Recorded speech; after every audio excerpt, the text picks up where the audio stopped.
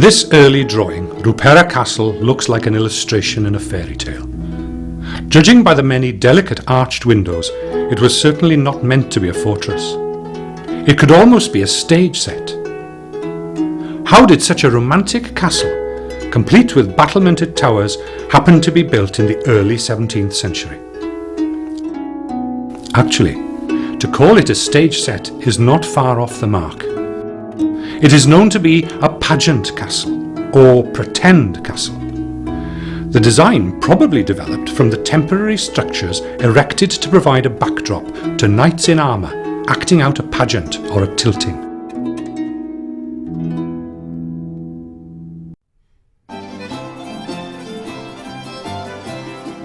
In the late 16th century, there was a reflowering of ideals of chivalry, harking back to the legends of King Arthur and his Knights of the Round Table. For 50 years, tournaments, pageants, court masques and firework displays used the language of chivalry to glorify the English throne.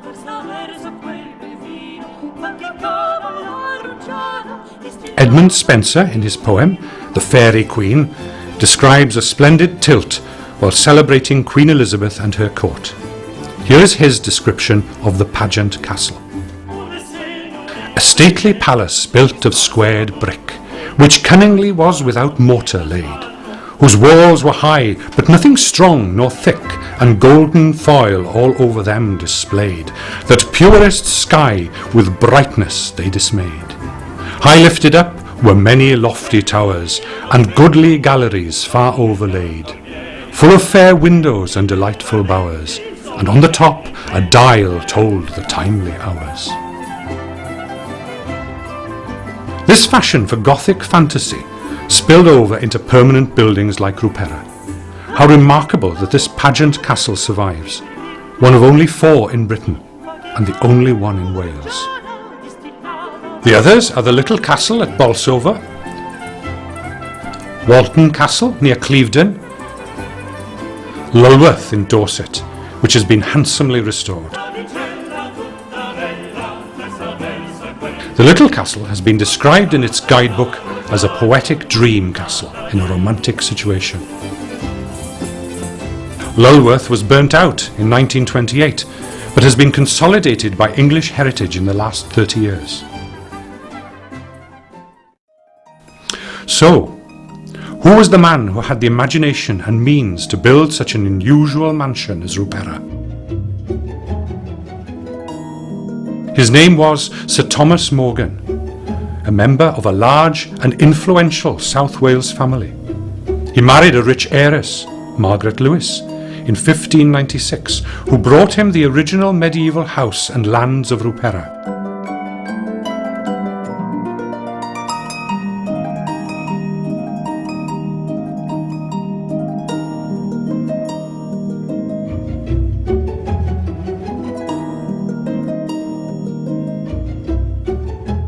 It was an ancient site, including Coed Craig Ruperra with its native woodland, its Iron Age hill fort and medieval motte.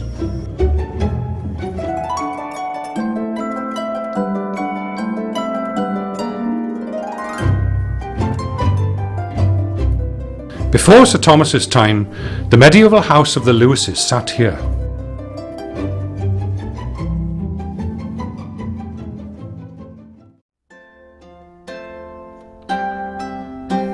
They were also a rich and powerful family. Thomas Lewis is reputed to have had an annual income of £100 when he was made sheriff in 1599. The Lewises claim descent from Cradoch of Reichfras, Cradoch of the Strong Arm, reputed to have been a knight of the Round Table. He is also said to have been the founder of the Royal House of Gwent. His name, often spelt as Caradog, is thought to commemorate the noble and illustrious British ruler of the Silures in Roman times, Caratacus, from whom he may have been descended. A later member of the Lewis family was Cadogan, who probably lived about 1420, and is said to have built and died in the tower long called after him at Ruperra. Archaeologists investigated the top of the motte on Craig Ruperra in 2002.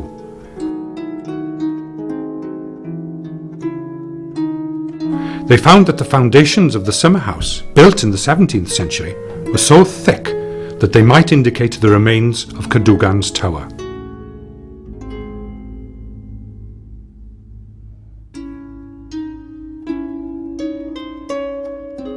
When these foundations were being dug in the 17th century, an erect skeleton was discovered in a stone room, 2.5 metres square, in the centre of the motte.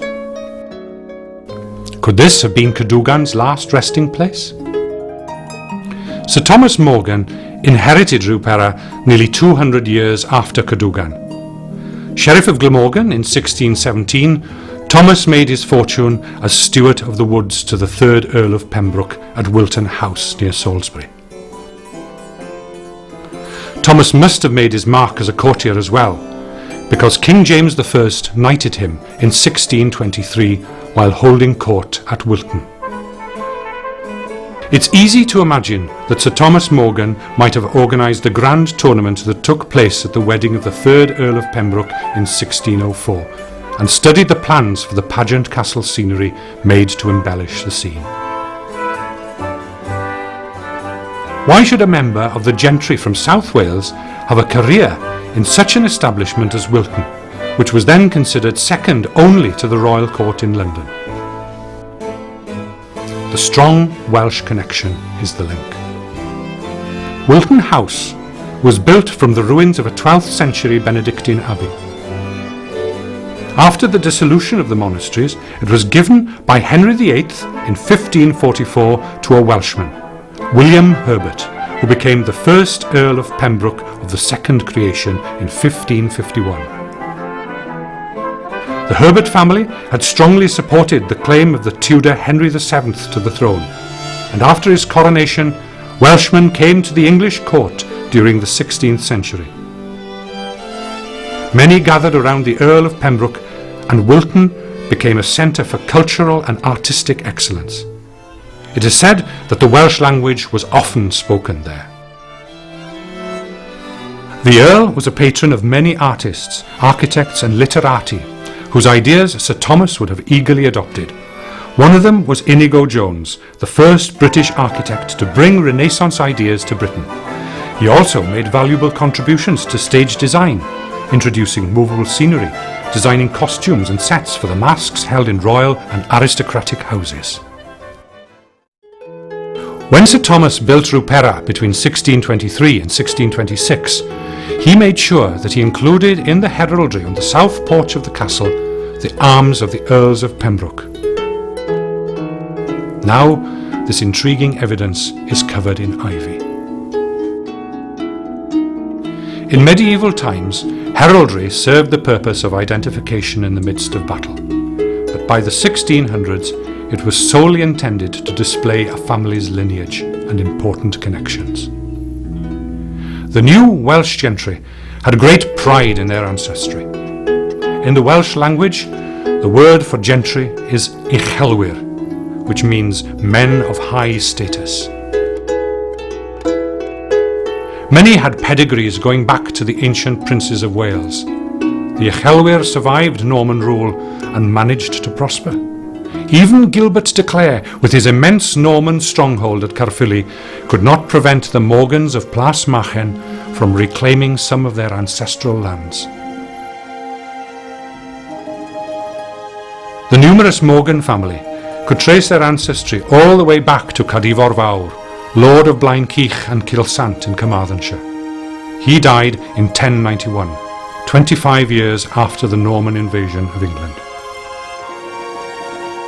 There is said to be an oven called Ffwrn Cadivor in the woods near the source of the river Keich, where Cadivor endowed a small church, and it is thought he built a house on arches straddling the river. There is no sign of the house today, but his name remains in the folk memory. We know that Cadivor lived also at Kilsant, his wife's house further south from Blaenkeich. An ancient site lies in the field above this property, described by the Royal Commission for Ancient and Historical Monuments in Wales as a defended settlement, possibly of the Iron Age. The flattened area shows where a building would have been, and here are the surrounding banks, with a clearly defined entranceway.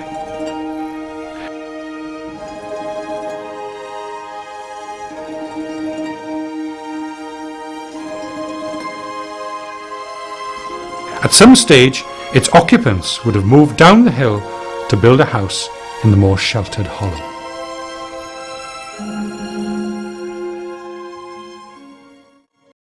Cadifar Fawr was the ancestor of Ifor ap Llywelyn, who lived at Gwern-y-Clepa in Newport in the 13th century.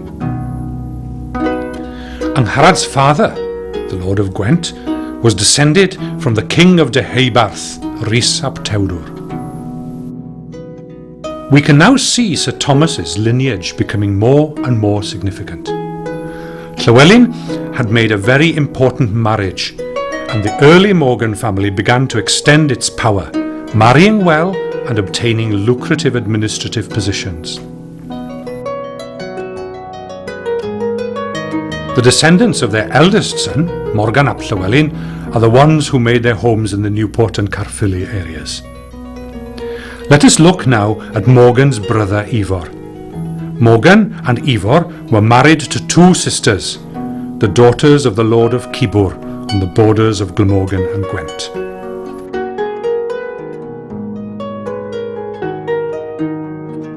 After 1282, when Prince Llywelyn, the last of the Welsh princes, was killed in battle, there were no royal courts to support resident bards, as they had done in the early Middle Ages.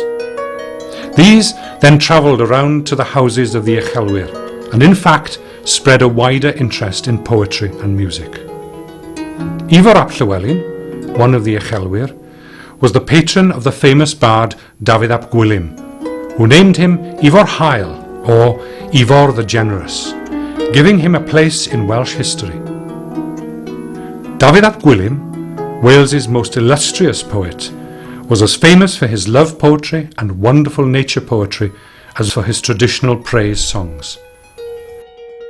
He described Ifor's hospitality and his sophisticated patronage of the arts at his court at Gwern-y-Clepa in Newport. Lle y trig y bendefigaeth, yn wleddau, yn foethau, yn faith, arglwyddiaeth, digiaeth, deg, a seiliwyd wrth fasaleg. It is here that nobility resides, where there is feasting and where comforts are nurtured. A fair lordship and dukedom has been established near Basaleg. The following poem could have been describing Coed Craig Ruperra. The poet compares the birdsong to a religious service. Offeren y llwyn, the woodland mass. Lle digrif y bîm heddiw, dan fentill y gwyrddgill gwyw, listening at day's beginning, to the skillful cockthrush singing a splendid stanza of fluent signs and symbols. Then the slim, eloquent nightingale, from the corner of a grove nearby, poetess of the valley, sings to the many sanctus bell and lively whistling. The sacrifice is raised up to the sky above the bush, devotion to God the Father, the chalice of ecstasy and love. Bodlon wy fy'r ganiadaeth bedlwyn, o'r coed mwyn a'i maith.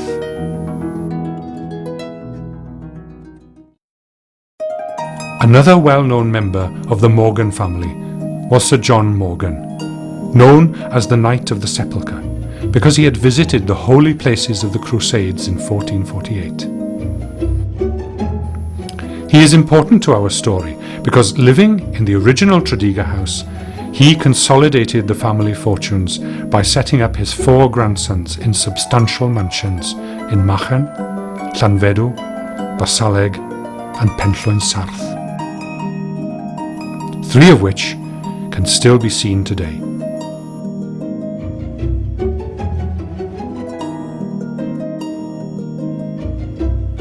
The first grandson, Roland, inherited Plas Machen. His son was Captain Henry Morgan, the buccaneer, knighted by Charles II and later Governor of Jamaica.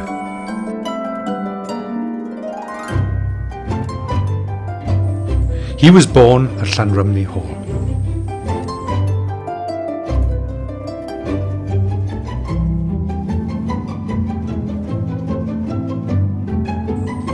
Reinald received Llanfedw, which we presume is the medieval house now a barn at Ruperra Home Farm.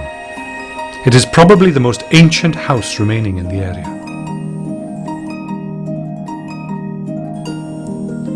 The third, John and his descendants, lived at Gwerna Clepa, once the home of their fourth great-grandfather, Ifor Hael, which is no longer there.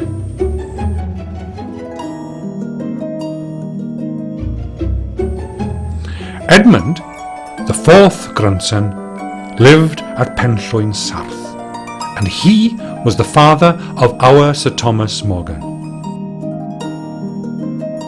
Penllwyn Sarth is now a public house in Llanfraith. It is a fine house to see, sitting at the top of a hill in the midst of the Penllwyn housing estate with beautiful scenery around.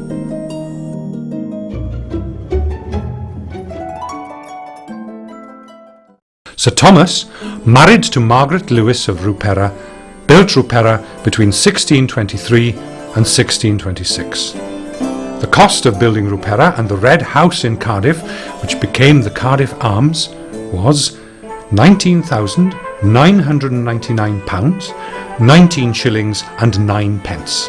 In today's terms, nearly £3 million. Now, if we look again at the coat of arms on the south porch of Ruperra, we can see the evidence of Sir Thomas's pride in his ancestry and his royal connections. In the centre, the royal coat of arms.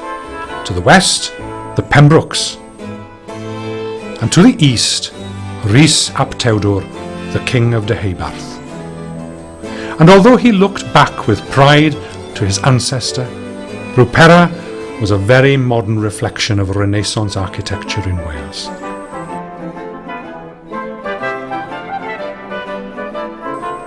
In contrast to the Gothic echoes of towers and windows, the porch is of exquisite classical design.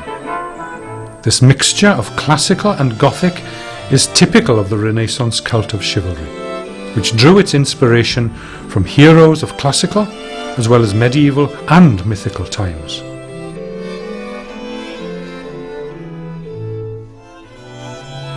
Tudor houses looked inwards to courtyards.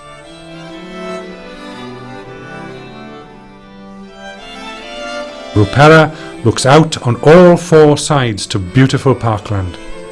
The design of Ruperra Castle and its relationship with the landscape perfectly illustrate the change of outlook brought in by the new thinking of the Renaissance. Ruperra was now fit for a king, and a king duly came. Charles I dashed to South Wales after his defeat at the Battle of Naseby in 1645. He was desperately doing the rounds of royalist supporters to raise more troops and money for the relief of Hereford. He stayed one night only at Tredegar House, but 4 nights at Ruperra, riding down the avenue since known as the King's Drive. Sir Thomas had died in 1642, and his son Philip was the host. Sir Thomas Morgan had pursued his idea of a proper knight's estate by preserving the medieval deer park. It is rumoured that Charles I was instrumental in sending Isaac de Coe, the Earl of Pembroke's landscape gardener at Wilton, to help with Ruperra. Perhaps the design on the map of 1764, drawn more than 100 years later, really described Isaac de Coe's landscaping, with its formal layout of the gardens. A woodland walk led up the hill to Coed Craig Ruperra, past a semicircular arbour to the Iron Age hill fort and medieval motte. You can see the 5 parallel viewing lights, which to this day open up the woodland and focus on the castle and the countryside beyond.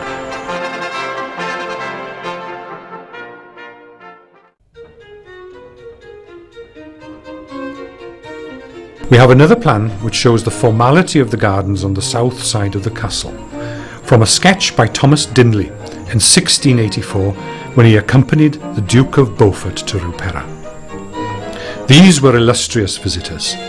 The Duke of Beaufort, President of the Council of Wales and the Marches, was completing his progress to inspect the militias of Wales, accompanied by his son, the Marquis of Worcester. It was the last day of the progress. The party had just come from Cefn-Mabli, the seat of Sir Charles Kemys, a mile away from Ruperra, where Sir Thomas Morgan's male heirs had died long since without issue.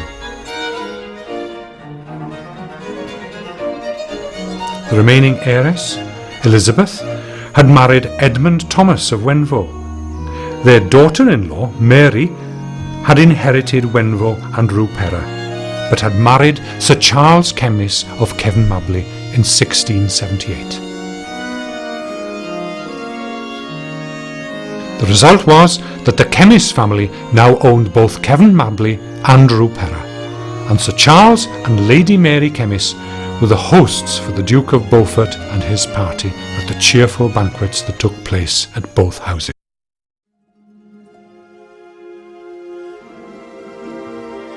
We will leave Ruperra as it was at the turn of the century, mortgaged and then sold to John Morgan, a wealthy merchant, and like Sir Thomas of Ruperra, descended from the same Sir John Morgan who had been created Knight of the Sepulchre in 1448. To sum up, the Morgan family became prosperous and powerful because they made the most of the advantages brought by cooperation with the English administration.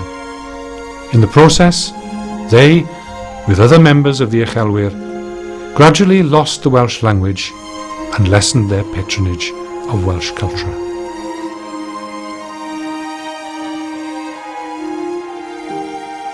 They were renowned for their ability to combine their power and influence with a strong sense of responsibility towards their communities.